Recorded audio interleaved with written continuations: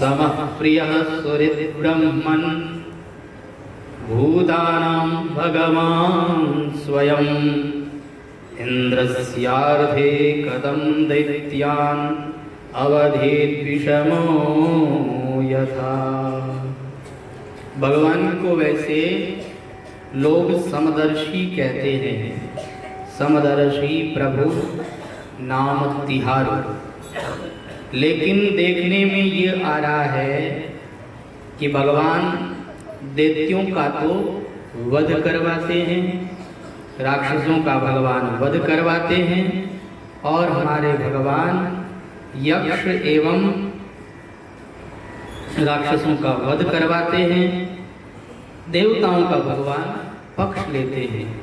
तो जो भगवान समदर्शी है वो भगवान अगर सबके साथ समान व्यवहार नहीं करते हैं तो उनको समदर्शी नहीं कहना चाहिए, लेकिन फिर भी उनको लोग समदर्शी कहते हैं। तो ये भगवान की कैसी समदर्शिता है, यह बात मेरी समझ में नहीं आई। आप मुझे इस प्रश्न का उत्तर दीजिए। तब श्री सुखदेव भगवान कहते हैं, साधु पृष्ठम महाराज हरिश्चरितमद्भुतम् यद भागवत महात्म्यम भगवद्भक्ति वर्धनम गीयते परमं पुण्यम ऋषिभिर्नारदादिभिः नत्वा कृष्णाय मुनये कथयिष्ये हरे कथा।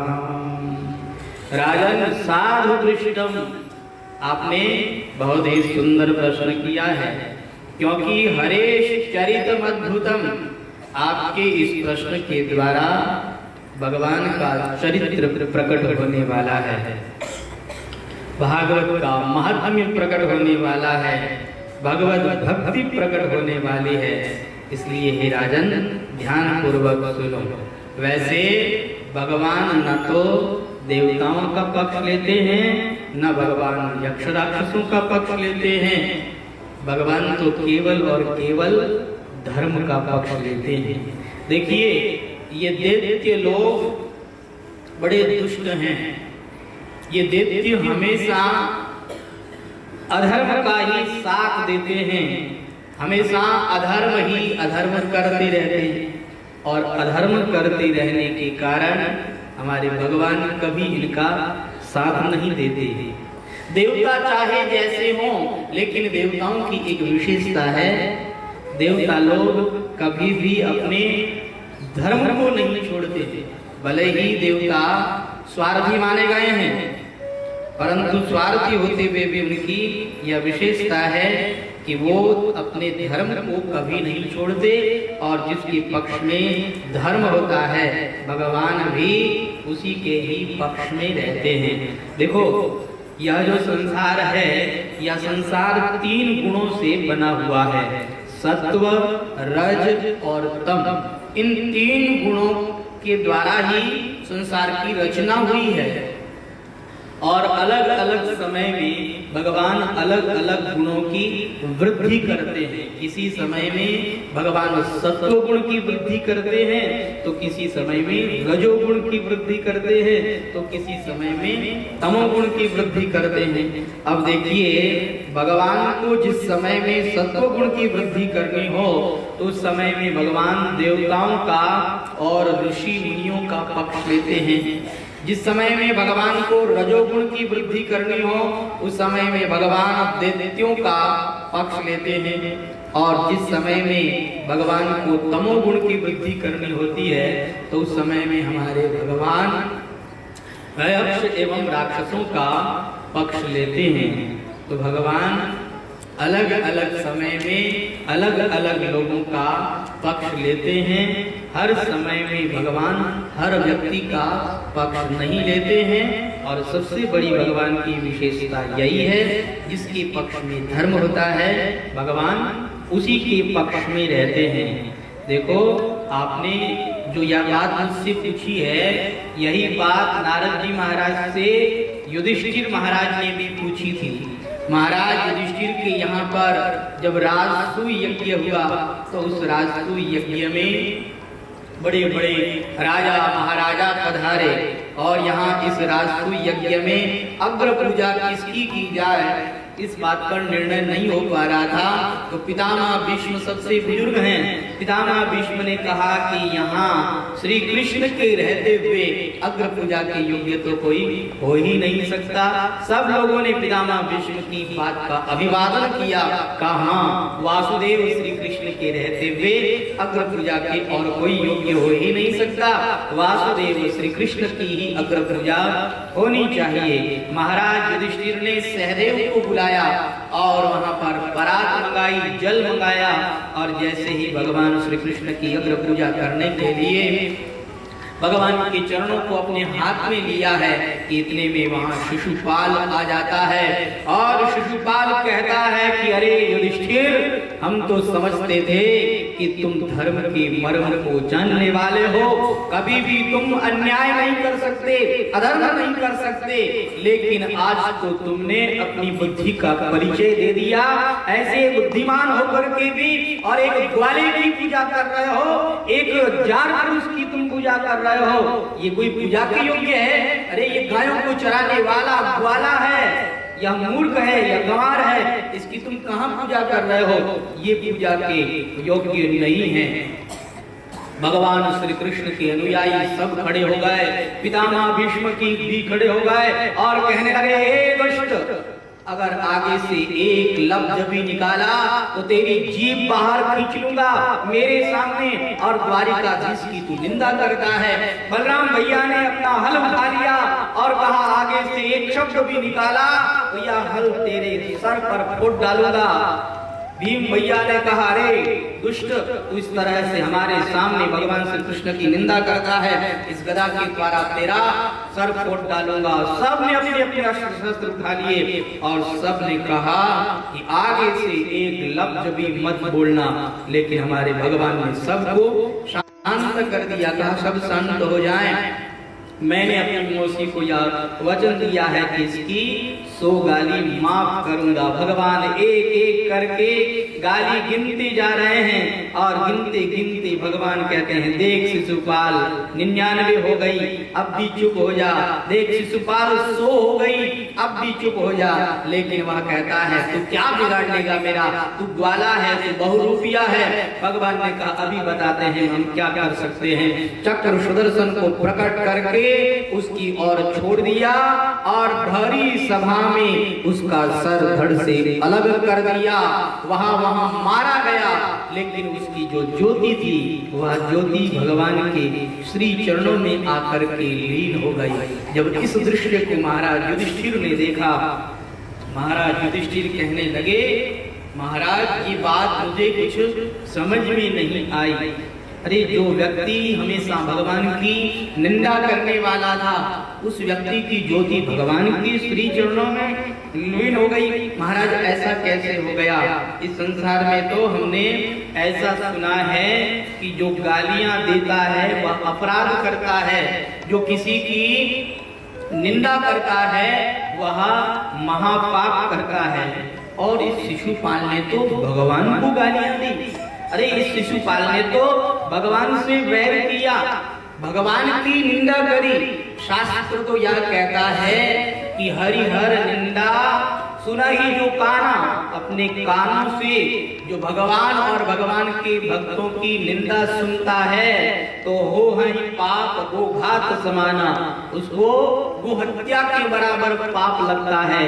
अगर आप निंदा नहीं सुन सकते तो वहां से चले जाएं, लेकिन भगवान की और भगवान के भक्तों की निंदा कभी भी अपने कानों से सुननी नहीं चाहिए। अगर आप में सामर्थ्य है तो निंदा करने वाले की जीभ निकाल लो, और सामर्थ्य नहीं है तो अपने कानों में उंगली दबा करके वहां से निकल जाओ। लेकिन भगवान की निंदा, भगवान के भक्तों की निंदा कभी भी अपने कानों से सुननी नहीं चाहिए। तो ये तो ऐसा दुष्ट था जो कि भगवान की निंदा करने वाला, और जो भगवान की निंदा करने वाला पुरुष है उसके तो मुंह में कीड़े पड़ जाने चाहिए थे, उसकी जीभ में तो कुष्ठ रोग हो जाना चाहिए था। लेकिन महाराज जी कैसा आश्चर्य, जो भगवान को हमेशा गालियां निकालने वाला उस व्यक्ति की ज्योति भी भगवान के श्री चरणों में लग गई। महाराज मुझे ये बात कुछ समझ में नहीं आ रही है। तब श्री नारद जी महाराज कहते हैं कि देखो यह व्यक्ति भगवान की निंदा करने वाला था और निंदा के समान इस संसार में कोई पाप नहीं बताया गया है। निंदा सबसे बड़ा पाप है। एक राजा थे जिन राजा को अपनी प्रशंसा सुनने का बड़ा शौक था। हमेशा अपने दरबार में ऐसा कोई काम करते जिससे लोग उनकी खूब वाह वाह करते, खूब प्रशंसा करते, राजा बड़ा प्रसन्न होता। अब कोई निंदा करता तो तुरंत उसे टोक देते। निंदा को तो वो सुन ही नहीं सकते थे, हमेशा अपनी प्रशंसा ही प्रशंसा सुनते रहते थे। और राजा जब स्वर्ग को गए तो स्वर्ग में उन्हें रहने के लिए स्वर्ण महल मिले, सोने के महल मिले। उनके अंदर वो गए, लेकिन उन्होंने क्या देखा कि स्वर्ण महल तो बहुत है लेकिन स्वर्ण महल खाली नहीं है। क्या है उनके अंदर? कहा उनके अंदर घोड़े की लीद भरी हुई है, महल खाली है ही नहीं। थोड़ी सी एक जगह है, बस उतनी सी जगह खाली है। उसने देवताओं से पूछा क्या बात है, मुझे ये स्वर्ण महल तो मिल गए लेकिन ये स्वर्ण महल घोड़े की लीद से क्यों भरे हुए हैं? कहा महाराज आपको अपनी प्रशंसा सुनना बहुत पसंद है, जो अपनी प्रशंसा सुनता है उसको घोड़े की लीद ही मिलती है। महाराज आपने कभी भी निंदा नहीं सुनी है। महाराज अगर आप निंदा सुनते तो आपकी ये घोड़े की लीद कम हो जाती, क्योंकि जो निंदा करता है वह निंदा करने वाले की लीद को खाता है, निंदा करने वाले की मैल को वह चाटता है। अब आपने कभी किसी की निंदा, किसी के द्वारा निंदा सुनी ही नहीं तो आपकी ये लीद कम हुई ही नहीं। हाँ, थोड़ी थोड़ी निंदा कई लोगों ने की, इसलिए यह थोड़ी सी जगह आपके लिए बनी हुई है। अब तो महाराज बड़े डरे घबराए। उन्होंने कहा क्या किया जाए? कहा आपकी प्रजा में एक बढ़ई है, एक सुथार है जो बड़ा ही धर्मात्मा है और किसी की भी निंदा नहीं करता है। अगर वह आपकी निंदा कर दे तो ये आपका जो लीद इकट्ठा हुआ है घोड़े का लीद, यह लीद समाप्त हो जाएगा।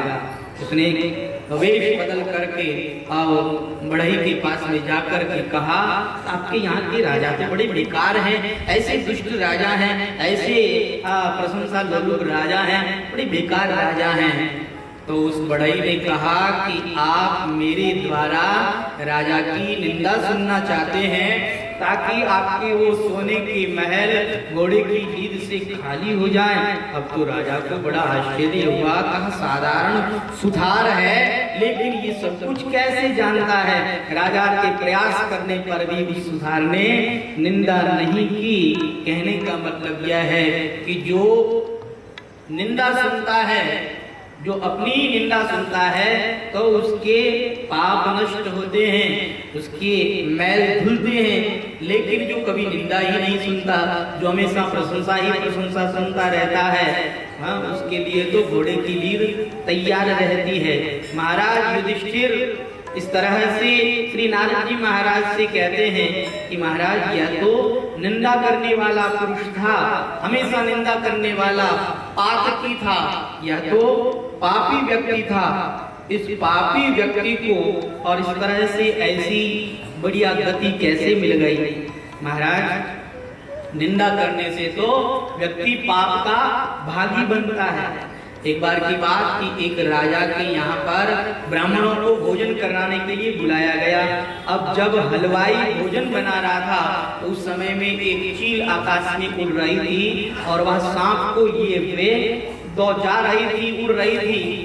उसके मुंह से सांप छूट गया और सांप के मुंह से विष निकला और वह विष खीर के अंदर गिर गया। अब जैसे ही खीर में विष गिर गया, अब उस खीर को ब्राह्मणों ने पाया तो जितने भी ब्राह्मण लोग थे सबके सब वहीं पर धराशायी हो गए, सब मारे गए। अब तो राजा को बड़ी चिंता हुई, मेरे यहाँ आए ब्राह्मणों ने और इस तरह से अपने प्राणों से हाथ धो दिया, मेरे द्वारा यह कितना बड़ा भारी अपराध हो गया।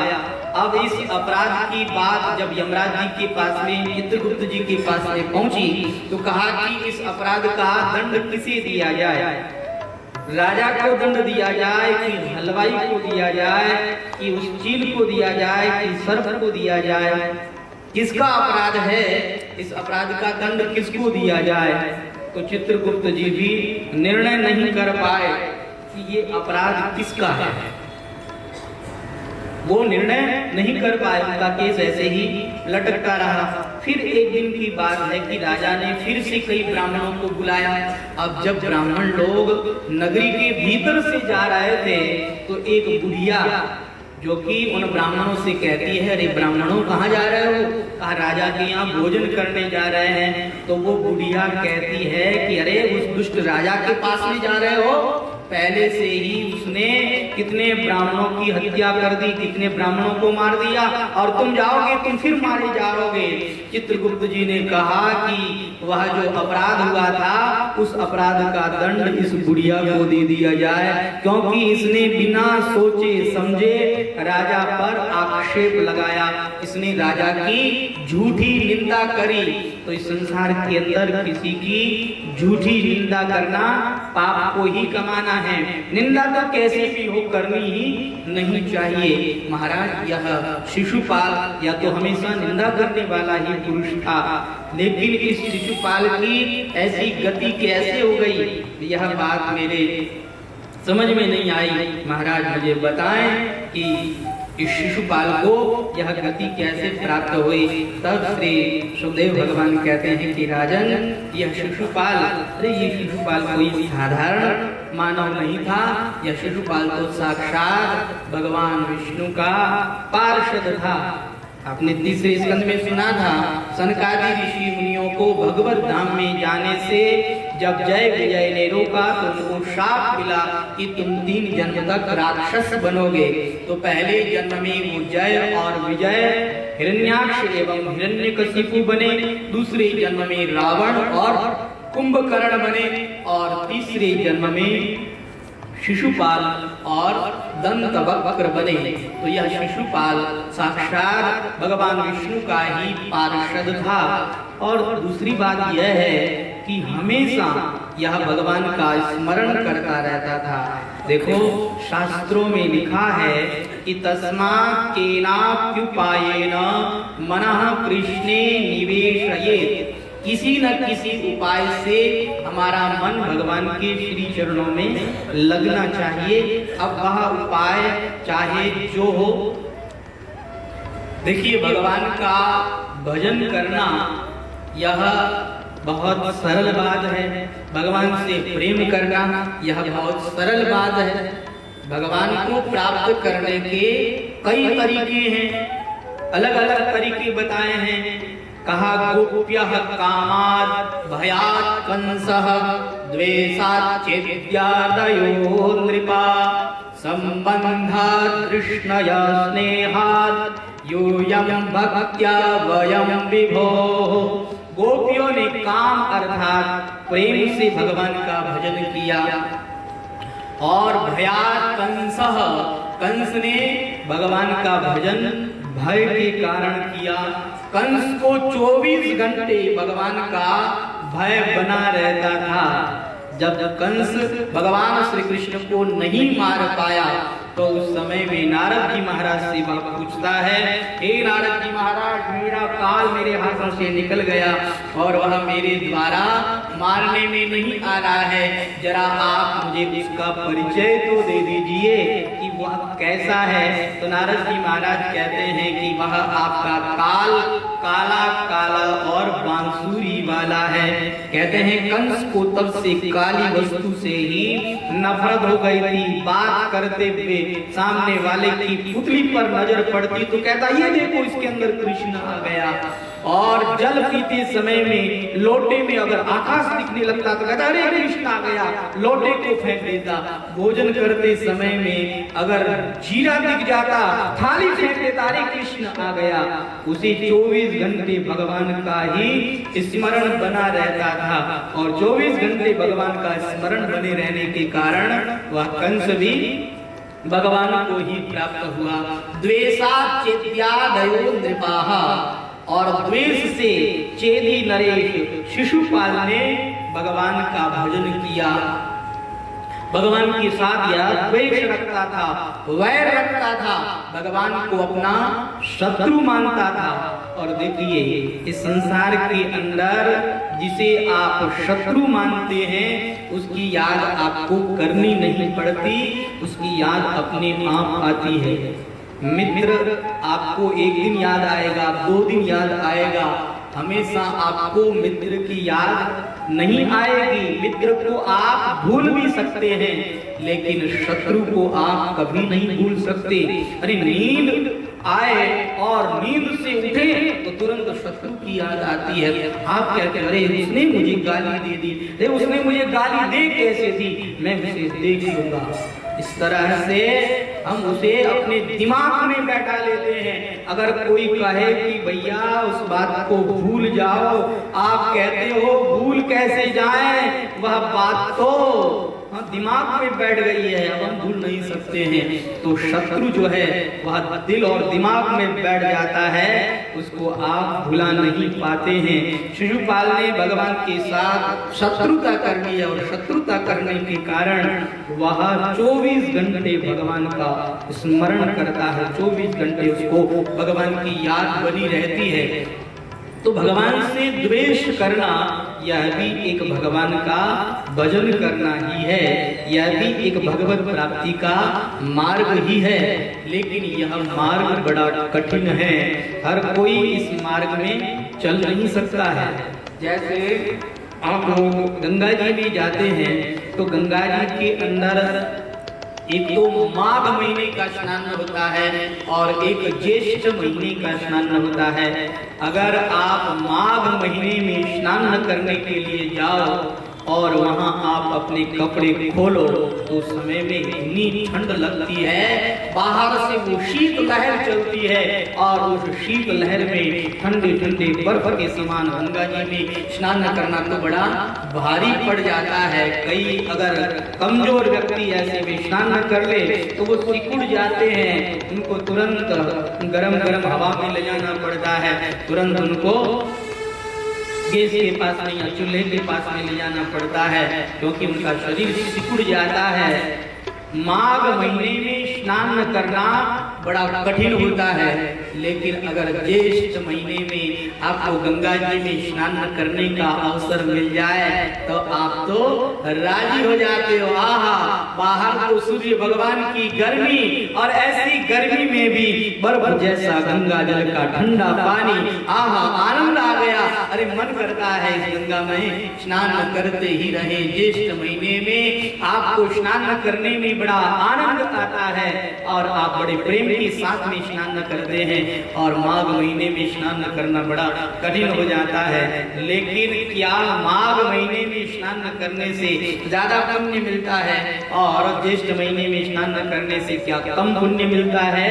स्नान करने से जो पुण्य होता है वह तो बराबर ही होता है। माघ महीने में स्नान करो तो वही पुण्य है और ज्येष्ठ महीने में स्नान करो तो वही पुण्य है। पुण्य में कोई फर्क नहीं है। जब पुण्य में कोई फर्क ही नहीं है तो माघ महीने में ठंड मरना कोई जरूरी है? कहीं बढ़िया ज्येष्ठ महीने में ही स्नान करना। तो भगवान से द्वेष करना यह जो संबंध है, यह जो भगवत प्राप्ति का मार्ग है, यह माघ महीने का स्नान है जो हर कोई नहीं कर सकता है। लेकिन भगवान से प्रेम करना है, यह ज्येष्ठ महीने का स्नान है, यह जो हर कोई कर सकता है।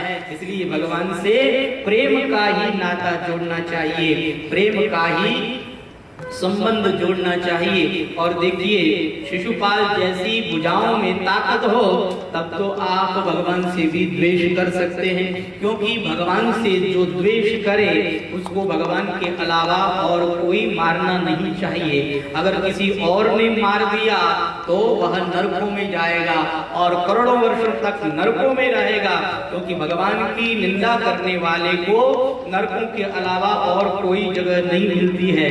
तो भगवान से द्वेष करना ये हमारे हाथ की बात नहीं है, लेकिन भगवान से प्रेम करना ये तो हमारे हाथ की बात है। भगवान में तन्मय हो जाना, अपने आप को भूल जाना, यह तो हमारे हाथ की बात है। इस तरह से भगवान से प्रेम करें, इस तरह से भगवान से प्रेम करें कि हम अपनी सत्ता को ही भूल जाएं, हम अपने आप को ही भूल जाएं और भगवान के अलावा और कुछ भी न रहे। बस ऐसा प्रेम होना चाहिए, ऐसी तन्मयता हमारे अंदर आ जानी चाहिए। एक बार की बात है कि एक कोई लंपट स्त्री थी, जो स्त्री अपने पति के अलावा दूसरे से भी प्रेम करती थी। तो वह अपने उस जार पुरुष से मिलने के लिए जंगल में जा रही थी। बीच में कोई एक संत की कुटिया थी। अब वो इतनी मस्त हुई थी कि उसे पता भी नहीं लगा कहाँ कुटिया है। संत कुटिया में बैठे बैठे ध्यान कर रहे थे, लेकिन वह गई और संत को ठोकर मार दी। संत को बड़ा गुस्सा आया, मैं ध्यानस्थ था, इसने मेरा ध्यान भंग कर दिया। संत ने 2 डंडे जमा दिए, लेकिन उसको कोई फर्क नहीं पड़ा, उसे पता भी नहीं लगा और वो वहां से चली गई। अपने उस मित्र से मिल करके जब वो वापस आ रही थी, संत ने उसे कहा कि तुझे शर्म नहीं आई, तू इस तरह से मुझे ठोकर मार करके चली गई। मैंने तेरे 2 डंडे भी मारे, लेकिन फिर भी तेरे को पता नहीं लगा। उसने कहा, महाराज क्या बात कर रहे हैं, मैं यहाँ से गई नहीं, मैंने आपको देखा ही नहीं। कहा, नहीं, अभी अभी तुम यहाँ से गई थी, मुझे ठोकर मारी थी, मैंने तुम्हें 2 डंडे भी जमाए, लेकिन न जाने तुम कौन से ध्यान में थी, तुम्हें कुछ पता भी नहीं लगा। तो वह स्त्री कहती है कि महाराज, आपके ध्यान से मेरा ध्यान सच्चा था। महाराज, आप ध्यान में बैठे हुए थे, लेकिन मैंने आपको ठोकर मारी तो आपको पता लग गया। परंतु महाराज, मेरा ध्यान देखिए, आपने मुझे 2 डंडे भी मारे, फिर भी मुझे कुछ भी पता नहीं लगा। महाराज, ध्यान करना है तो ऐसा ध्यान करो कि इस दुनिया के अंदर क्या हो रहा है कुछ भी पता न लगे। भगवान के अंदर तन्मयता करनी है तो ऐसी तन्मयता करो कि संसार के अंदर क्या हो रहा है आपको कुछ भी पता न लगे। इस तरह से ध्यान करना चाहिए और इस तरह से हमें भगवान से प्रेम करना चाहिए कि भगवान स्वयं हमारे प्रेम को देख करके तल्लीन हो जाएं, भगवान स्वयं हमारे प्रेम को देख करके गदगद हो जाएं। ऐसा प्रेम हमें भगवान के साथ करना चाहिए। हम इस दुनिया के लिए दौड़ते हैं, जो दुनिया हमारे से आगे भागती है हम उस दुनिया के पीछे पीछे भागते हैं। दुनिया का कायदा है, अगर आप दुनिया के पीछे भागोगे तो दुनिया आगे आगे भागेगी, लेकिन अगर आप दुनिया को छोड़ करके भगवान की ओर भागोगे तो ये दुनिया आपके पीछे भागने लग जाएगी। ये दुनिया कहेगी, महाराज थोड़ा सा मेरा भी ख्याल रखिए, थोड़ी मेरी भी सेवा ले लीजिए। ये दुनिया वाले ऐसे ही हैं, इनका स्वभाव ऐसा ही है। जैसे अगर आपको छाया को पकड़ना है, अपनी छाया को पकड़ना है, तो आप कैसे पकड़ेंगे? छाया के पीछे पीछे भागोगे, छाया को नहीं पकड़ पाओगे। लेकिन अगर छाया को पीछे रख करके आप आगे भागने लगे तो आपकी छाया आपके पीछे पीछे भागेगी। यही कायदा है इस दुनिया का। दुनिया के पीछे भागोगे, दुनिया आगे आगे भागेगी, और अगर दुनिया को छोड़ करके भगवान के पीछे भागोगे तो यह दुनिया आपके पीछे पीछे भागेगी। तो हमें भगवान के पीछे भागना है, हमें संसार के पीछे नहीं भागना है, हमें भगवान से प्रेम करना है, हमें संसार से प्रेम नहीं करना है। ये संसार वाले तो झूठा प्रेम दिखाते हैं, प्रेम इनके पास में है नहीं। एक बार एक संत ने एक अपने शिष्य को शिक्षा देने के लिए यह बात बताई और कहा कि जाओ जाकर के देखो तुम्हारे घर वालों का प्रेम कैसा है, तुम नाटक करना और सो जाना, मरने का नाटक करना, फिर मैं आता हूँ और दिखाता हूँ कि तुम्हारे घर वाले तुमसे कितना प्रेम करते हैं। तो वह व्यक्ति घर में गया और मरने का नाटक करके सो गया। अब तो उसकी स्त्री, उसके बच्चे, उसके माँ बाप सब लोग रो रहे हैं, सब छाती पीट रहे हैं। इतने में महात्मा आए, क्यों रो रहे हो? कहा महाराज क्या बताएं, हमारे सामने हमारा बेटा मर गया, महाराज अब हमारा क्या होगा? कहा अच्छा आपका बेटा मर गया, हमारे पास में एक विद्या है, उस विद्या से आपके बेटे को हम जीवित कर देंगे। लेकिन देखो महाराज आपके बेटे को हम जीवित तो करेंगे परंतु इसके बदले में किसी को मरना पड़ेगा। अब किसको मंजूर है बोलो? पिताजी से पूछा गया तो पिताजी कहने लगे नहीं नहीं मैं मर जाऊं तो पचे मारे इनो कहीं हो इनो कुण ध्यान रखे तुम्हारे आश्रित है। मैं अग्निवीर साक्षी में 7 फेरा खान लेने आयो हूँ, अब मैं बीच में क्यों धोखो दे सकूं? महाराज मैंने माफ करो, मैं नहीं मर सकूं। अब माँ ने पूछो तो माँ भी कहे कि देखो देखो महाराज मैं अगर मर जाऊं तो मारे धनी रोखाई होए, यानी रोटी कौन बनान खड़ाई? देखो मैं हूँ जड़िया ने चिकनी चुपड़ी रोटी खिलाऊं, टाइम आते यानी भोजन कराऊं, टाइम आते यानी चाय खिलाऊं, महाराज मैं नहीं रहूं तो यारो ध्यान कौन राखी? वास्ते महाराज मने तो आप माफ कर दो। अब मेरी पत्नी ने पूछियो तो पत्नी कहे महाराज नहीं नहीं मैं तो कोई तुझो घर देख लूं, मैं तो नहीं मरनी चाहूँ महाराज, मैंने अभी जीनो है। बच्चों से पूछा तो बच्चों ने कहा महाराज हमने तो अभी जिंदगी की शुरुआत भी नहीं की, हमने देखा भी नहीं संसार के अंदर क्या होता है। नहीं महाराज हम नहीं मर सकते, जो मरे हुए हैं उन्हें ही मरा हुआ रहने दो, उन्हें जिलाने का आप प्रयास मत करो। कहा देखो मेरे पास में यह कटोरा है, इसमें अभिमंत्रित किया हुआ जल है, इसे अगर तुम में से कोई भी पी ले तो वो मर जाएगा और ये जीवित हो जाएगा। सबने ना कह दिया तो महाराज कहने लगे कि मैं पी लूं। कहा महाराज थे पी लो, हमारे लारे रोने वालों कोई नहीं है। महाराज तुरंत कटोरो पियो, अटीने कटोरो पियो, अटीने वो आदमी भी तन खड़ो कियो और कियो महाराज देख लियो इन दुनिया में केड़ो प्रेम है। महाराज मैं तो सोच दो हमारा घरवाला मासूम बहुत प्रेम करे, लेकिन महाराज इन घरवाला लोग प्रेम तो मैं देख लियो, ये संसार वाले ये प्रेम नहीं कर सकते, प्रेम तो भगवान ही कर सकते हैं और उस प्रेम को भगवान ही निभा सकते हैं। जिसने भी निष्कपट भाव से निश्चल भाव से भगवान के साथ में संबंध जोड़ा है, भगवान ने उनके संबंध को निभाया है। भगवान हमारे भाव को देखते हैं और भगवान हमारी सरलता को देखते हैं। देखिए ये दुनिया वाले लोग किसे पसंद करते हैं? जो होशियार होता है, जो बुद्धिमान होता है, ये दुनिया वाले लोग उसी को पसंद करते हैं, उसी को आगे रखते हैं। कहते हैं हमारे ये व्यक्ति बड़े होशियार हैं, बड़े चतुर हैं, बड़े चालाक हैं। लेकिन हमारे यहाँ भगवान ऐसे व्यक्ति को पसंद नहीं करते। भगवान कहते हैं भले ही दुनिया वालों के लिए तू होशियार होगा, भले ही दुनिया वालों के लिए तू सम्माननीय होगा, लेकिन मेरे लिए तू आदरणीय नहीं है। मेरे लिए तो वो आदरणीय है जिसके भीतर सरलता होती है और जिसके भीतर प्रेम होता है, मेरे लिए तो वही आदरणीय होता है। दुनिया वाले जिसे पागल घोषित कर देते हैं, भगवान कहते हैं मेरे तो वही काम का होता है। जैसे जो व्यक्ति ज्यादा पूजा अर्चना करता है, ज्यादा कथा कीर्तन करता है, दुनिया वाले क्या कहते हैं? दुनिया वाले कहते हैं कि तो पागल हो गया, हमारे की काम रखो नहीं। जब दुनिया वाले ये कह देते हैं कि ये हमारे कुछ काम की नहीं है, तो भगवान कहते हैं कि अब ये हमारे काम का बन गया है, अब हम इससे प्रेम करेंगे, ये मुझसे प्रेम करेगा।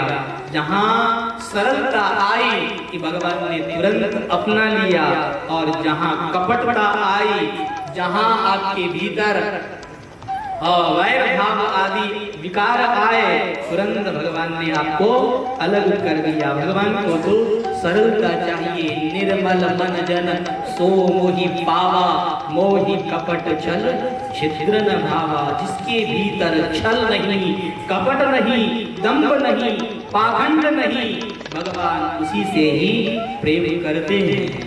ऐसी निष्कपट प्रेम करने वाली भगवान की भक्ता हुई श्री कर्माबाई। कर्माबाई भगवान की कितनी श्रेष्ठ भक्ता थी। जिस समय में उनके पिताजी ने कहा कि देखो मैं बाहर जा रहा हूँ, लेकिन तुम्हें भगवान को उठाना होगा, भगवान को स्नान कराना होगा, सुंदर वस्त्र पहनाने होंगे और माला पहनानी होगी, इत्र फुलेल आदि लगाना होगा, धूप दीप नैवेद्य आदि के द्वारा भगवान की पूजा करनी होगी, आरती करनी होगी और भगवान को भोग लगाना होगा। भगवान को भोग लगाने के बाद में तुम भोजन करना, बिना भगवान को भोग लगाए तुम कदापि भोजन न करना। कहा पिताजी मुझे तो मंत्र भी नहीं आते, मुझे तो भगवान के पूजन की विधि भी नहीं आती, मैं कैसे पूजा करूंगी। कहा बस मैं 2 दिन के लिए बाहर जा रहा हूँ, 2 दिन तो तुम्हें भगवान की पूजा करनी ही पड़ेगी। कर्माबाई ने कहा ठीक है पिताजी, आप कहते हैं तो मैं भगवान की पूजा करूंगी। उनके पिताजी बाहर चले गए और अब कर्माबाई सुबह सुबह उठती है और उठ करके कर्माबाई भगवान को उठाती है, स्नान कराती है और स्नान करा करके सुंदर सुंदर वस्त्र पहनाती है और वस्त्र पहना करके अब वह भगवान की आरती करती है। भगवान को आरती करने के बाद में इत्र फुलेल आदि लगाती है और भगवान को वहाँ पूजा के लिए आरती की थाली तैयार करती है। तत्पश्चात वह भगवान के लिए बहुत ही सुंदर खिचड़े का भोग बना करके लेकर के आती है और भगवान के सामने हाथ जोड़ करके भगवान से निवेदन करती है।